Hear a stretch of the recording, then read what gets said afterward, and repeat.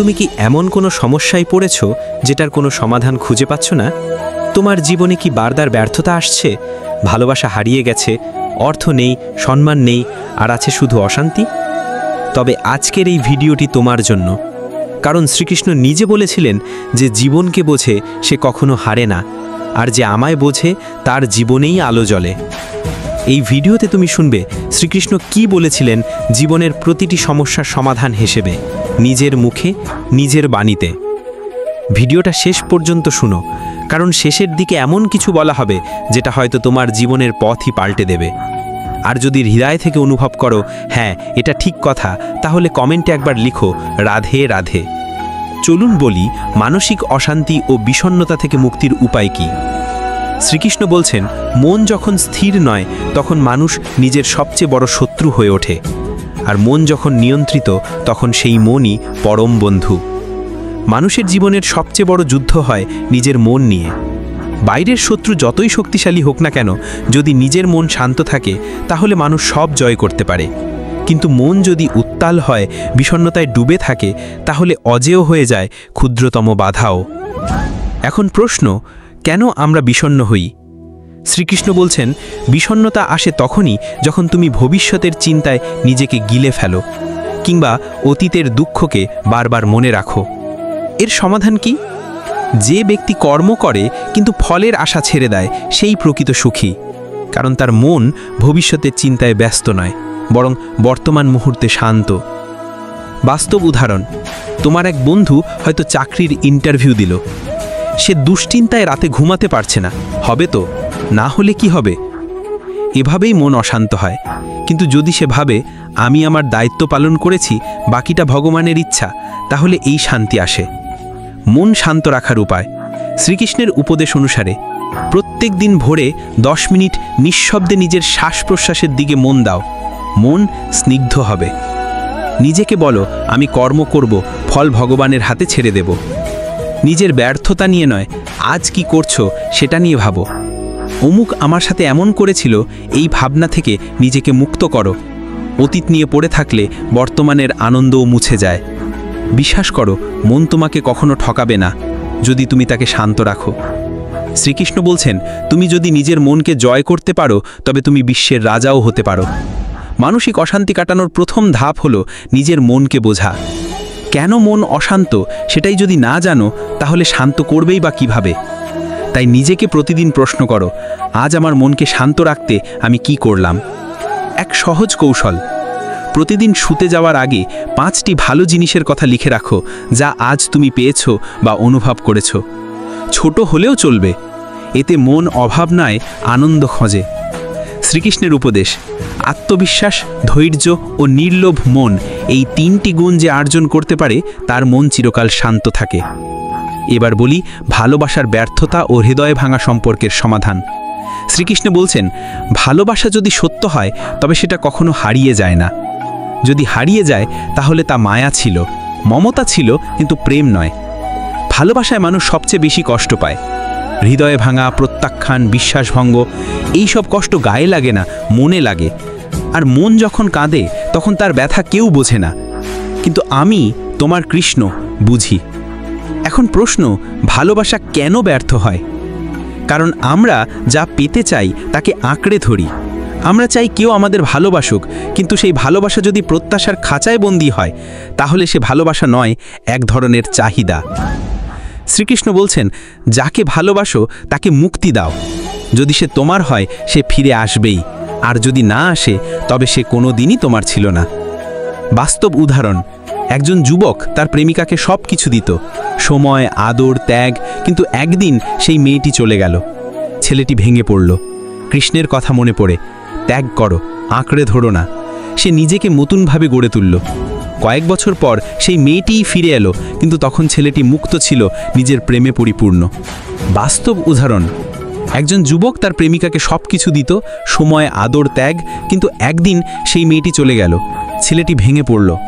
কৃষ্ণের কথা মনে পড়ে, ত্যাগ করো, আঁকড়ে ধরো না। সে নিজেকে নতুনভাবে গড়ে তুলল। কয়েক বছর পর সেই মেয়েটিই ফিরে এলো, কিন্তু তখন ছেলেটি মুক্ত ছিল, নিজের প্রেমে পরিপূর্ণ। শ্রীকৃষ্ণের প্রেম শিক্ষা, ভালোবাসা মানে চাওয়া নয়, দেওয়া। যদি কেউ তোমাকে ছেড়ে যায় তাকে অভিশাপ দিও না, কারণ হয়তো ভগবান তোমার জীবনে তার থেকেও ভালো কিছু পাঠাতে চান। নিজেকে ভালোবাসতে শেখো। তুমি যদি নিজেকে ভালোবাসতে না পারো তবে অন্য কেউ তোমাকে ভালোবাসবে কিভাবে? ভালোবাসার মধ্যে মালিকানা নেই, আছে স্বাধীনতা, শ্রদ্ধা ও বিশ্বাস। শ্রীকৃষ্ণ বলছেন, রাধা আমায় ছেড়ে গেল, কিন্তু আমার হৃদয়ে সে চিরকাল আছে, কারণ আমি চেয়েছিলাম তাকে, কিন্তু চাইনি তাকে আঁকড়ে ধরতে। যারা ভালোবাসার কষ্টে ভুগছ, মনে রেখো, ভালোবাসা কখনো শেষ হয় না, রূপ পাল্টায়। যদি তুমি সত্যিকারের ভালোবাসো তবে সেই প্রেম তোমাকে নতুন আলো এনে দেবে, আজ নয়তো কাল। কিন্তু বলছেন, আমার হৃদয়ে সে চিরকাল আছে, কারণ আমি চেয়েছিলাম তাকে, কিন্তু চাইনি তাকে আঁকড়ে ধরতে। যারা ভালোবাসার কষ্টে ভুগছ, মনে রেখো, ভালোবাসা কখনো শেষ হয় না, রূপ পাল্টায়। যদি তুমি সত্যিকারের ভালোবাসো তবে সেই প্রেম তোমাকে নতুন আলো এনে দেবে, আজ নয়তো কাল। এক সহজ অনুশীলন। প্রতিদিন সকালে আয়নার সামনে দাঁড়িয়ে বলো, আমি নিজেকে ভালোবাসি, আমি নিজেকে সম্মান করি, যাকে ভালোবাসি তাকে মুক্তি দিচ্ছি। কৃষ্ণের প্রেম শিক্ষা শুধু হৃদয়ে নয়, আত্মাকেও ছুঁয়ে যায়। ভালোবাসার ব্যথা ভুলে যাও না, বরং তাকে শিক্ষা হিসেবে রাখো, কারণ সেই ব্যথা তোমায় কৃষ্ণের কাছাকাছি নিয়ে যাবে। এখন বলি, টাকা পয়সা না থাকা ও অর্থনৈতিক সংকটের সমাধান। শ্রীকৃষ্ণ বলছেন, অর্থ জীবনের একটি উপাদান, কিন্তু জীবন নয়। যে শুধু অর্থ চায় সে কখনো সন্তুষ্ট নয়, আর যে কর্ম করে সে কখনো দারিদ্র থাকে না। এখন প্রশ্ন, কেন আমাদের জীবনে অর্থের অভাব হয়? শ্রীকৃষ্ণ বলেন, যখন তুমি শুধু নিজের জন্য কামনা করো তখন তা লোভ হয়ে দাঁড়ায়, আর লোভ মানুষকে দূর করে দেয় প্রকৃত ধনের পথ থেকে। অর্থের অভাব মানেই তুমি অলস বা অযোগ্য নও। অর্থ মানে শক্তি, আর সেই শক্তি তখনই আসে যখন তুমি নিজেকে সত্যিকারের দায়িত্ববান করে তোলো। শ্রীকৃষ্ণের বক্তব্য, নিজের কর্মে মন দাও, ফল আসবেই, কিন্তু যদি শুধু ফল চাও, কর্মে মন না দাও, তবে ফল তো আসবেই না। ধৈর্য রাখো, অর্থ একদিনে আসে না, আসবেই যদি কর্ম থেমে না যায়। ভাগ করে খাও, তোমার অর্থে যদি অন্য কেউ খুশি হয় তাহলে ভগবান আরও দেবেন। শ্রীকৃষ্ণ বলেন, যে অল্পতে তুষ্ট তার কাছেই সব কিছু আসে, আর যে সর্বদা চায় তার কাছ থেকে ভগবানও মুখ ফিরিয়ে নেন। এক অনুশীলন, প্রতি মাসের শুরুতে লিখে ফেলো তোমার আয়, খরচ, সঞ্চয় এবং দান, এবং অন্তত 5% দান করো কোনো গরিব বা অসহায়কে। ভগবান বলেন, দান কখনো কমায় না, বরং বাড়ায়। আত্মবিশ্বাস, তুমি যদি সত্যিই কর্মঠ হও, সৎ হও এবং ধৈর্য ধরো, তাহলে অর্থ একদিন না একদিন আসবেই, আজ না হোক কাল। শ্রীকৃষ্ণ বলছেন, ভগবান দেরি করেন কিন্তু অবিচার করেন না। তুমি শুধু থেমে যেও না, নিজের পথে চলো, অর্থ আসবেই। এবার বলবো, অন্যায়ের বিরুদ্ধে কিভাবে সত্যকে ধারণ করব।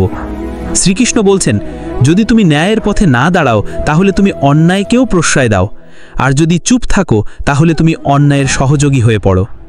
প্রশ্ন, তোমাদের বলছেন, আমরা তো ভালো মানুষ, তবু কেন আমাদের সাহস হয় না অন্যায়ের বিরুদ্ধে দাঁড়াতে? কারণ আমরা ভাবি আমার কিছুই করার নেই, যদি আমি কিছু বলি আমাকেই সবাই দোষ দেবে, কিংবা একটা আমি দাঁড়িয়ে কি হবে। কিন্তু শ্রীকৃষ্ণ কি বলেছিলেন অর্জুনকে? যুদ্ধ এড়িয়ে যেও না অর্জুন, যদি তোমার সামনে অন্যায় দাঁড়িয়ে থাকে তবে তার বিরুদ্ধে দাঁড়ানোই তোমার ধর্ম। বাস্তব উদাহরণ, যখন দুঃশাসন দ্রৌপদীকে সভায় অপমান করছিল তখন বহু জ্ঞানী, ধনী, ক্ষমতাবান ব্যক্তি চুপ করেছিল, কেউ দাঁড়ায়নি। কিন্তু কৃষ্ণ জানতেন চুপ থাকাটাও সমান অপরাধ, তাই তিনিই দ্রৌপদীর অস্ত্র, তিনিই তার সম্মান। আমরা কি শিখি? সত্য সবসময় নরম হয় না, অনেক সময় সত্যের জন্য যুদ্ধ করতে হয়। যদি অন্যায়কে ভয় পাও তাহলে সেটা বড় হবে, যদি দাঁড়াও তবে সেটাই পিছু হটে যায়। ন্যায় মানে কারো বিরুদ্ধে যাওয়া নয়, বরং ভেতর থেকে নির্ভীক হওয়া। শ্রীকৃষ্ণ বলেন, ভয় থেকে যে সিদ্ধান্ত নেওয়া হয় তা সর্বদা ভুল। অনুশীলন, প্রতিদিন নিজের ভেতরের কণ্ঠস্বর শোনো, যেখানে তোমার হৃদয় বলে এটা ঠিক নয় সেখানেই দাঁড়াও। ক্ষুদ্র হলেও বলো, লিখো, প্রতিবাদ করো। তুমি যদি নিজের পরিবার, সমাজ, কর্মক্ষেত্রে কোনো অন্যায় দেখো তবুও চুপ থেকো না। শ্রীকৃষ্ণ বলেছেন, তোমার কাজ শুধু কর্ণধার হওয়া নয়, প্রয়োজনে ঢাল হওয়াও। সাহস কিভাবে বাড়বে? প্রতিদিন 5 মিনিট চোখ বন্ধ করে নিজের ভেতরে বলো, আমি সত্যের পথে আছি, কৃষ্ণ আমার সঙ্গে আছেন। এবার বলি, পারিবারিক কলহ, বাবা মা বা ভাই বোনের সঙ্গে সম্পর্কের দূরত্ব কিভাবে কমানো যাবে? যখন তোমার ঘরে শান্তি থাকে না, যখন ভাইয়ের সঙ্গে ঝগড়া, মায়ের সঙ্গে মনোমালিন্য কিংবা বাবার ভালোবাসাও তোমাকে বুঝে না বলে মনে হয়, তখন তুমি একা হয়ে পড়ো। কিন্তু জানো কি, এই সংসারে এই ভুল বোঝাবুঝি, এই মনোকষাকষির আসল কারণ কি? তুমি শুধু নিজের কথা ভাবছো, অন্যরা কি ভাবছে, তাদের হৃদয় কি কষ্ট জমে আছে সেটা বোঝার চেষ্টা করো না। সম্পর্ক ভাঙে তখনই যখন হৃদয়ের ভাষা বোঝার চেষ্টা কেউ করে না। এই সংসার নামক নাট্যশালায় প্রত্যেকে একটি চরিত্র। বাবা মা, ভাই বোন, স্ত্রী বা সন্তান সবারই একটি করে ভূমিকা আছে। আর তোমার কাজ কি? তাদের ভালোবাসা দিয়ে জয় করা, নিজের অহংকার না বাড়িয়ে নম্র হয়ে কথা বলা। কিভাবে সম্পর্ক মজবুত করা যায়? শ্রবণ করো, পরিবারে অন্যদের কথা মন দিয়ে শোনো, কখনো শুধু বোঝানোর চেষ্টা না করে বোঝার চেষ্টা করো। ক্ষমা করো, বাবা হয়তো রাগ করে কিছু বলেছে, মা হয়তো আবেগে কষ্ট দিয়েছে, কিন্তু তাদের মন তো খারাপ করার জন্য নয়, তারা তো চায় তুমি ভালো থাকো, অতএব ক্ষমা করো। সময় দাও, সম্পর্কের জন্য সময় দরকার।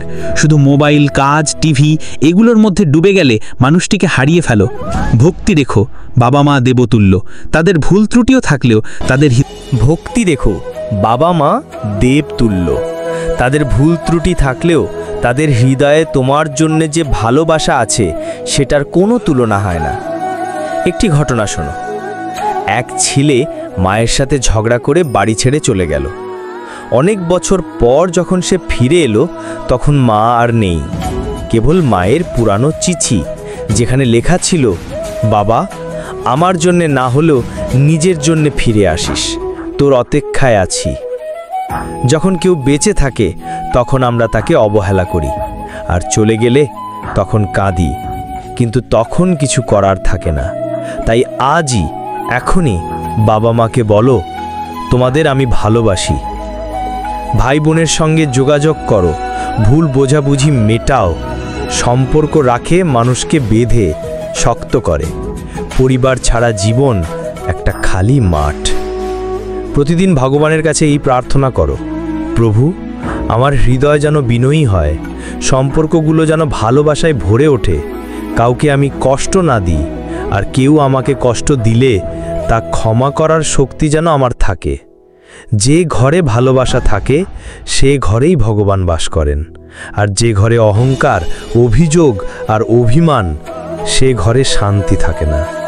তুমি যদি একদিন চুপ করে বাবার কাঁধে হাত রাখো বা মায়ের পায়ে হাত রাখো, দেখবে তোমার সমস্ত অভিমান গলে জল হয়ে যাবে।